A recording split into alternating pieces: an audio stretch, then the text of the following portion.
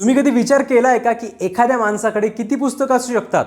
100, 500, 1000, 5000 कदाचित. पण कर्नाटकमध्ये एक असा अवली आहे ज्याने चक्क 20 लाख पुस्तकांचा संग्रह उभा केलाय.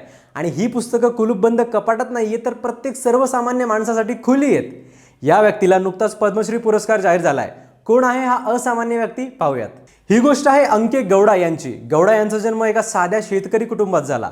लहानपणी घरात वाचनाचे पुस्तक असणं ही कल्पनाच दूरची होती. शाळेचे पुस्तकं मिळणंही अवघड जायचं, पण याच कमतरतेतून त्यांच्या मनात वाचनाची तीव्र भूक निर्माण झाली. आई वडिलांकडून खाऊसाठी मिळालेले पैसे, कधी मोठ्या बहिणीकडून मागितलेले थोडेफार पैसे, हे सगळे ते पुस्तकांसाठी वापरायचे. ते स्वतः म्हणतात, ही पुस्तकं माझ्यासाठी चॉकलेट सारखी होती.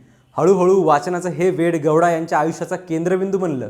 बस कंडक्टरची नोकरी, त्यानंतर कॉलेजचं शिक्षण, साखर कारखाना टाइम कीपर म्हणून 33 वर्षांची सेवा, या सगळ्या काळात त्यांनी आपल्या पगाराचा मोठा भाग फक्त पुस्तकांवर खर्च केला. घरात जागा उरली नाही.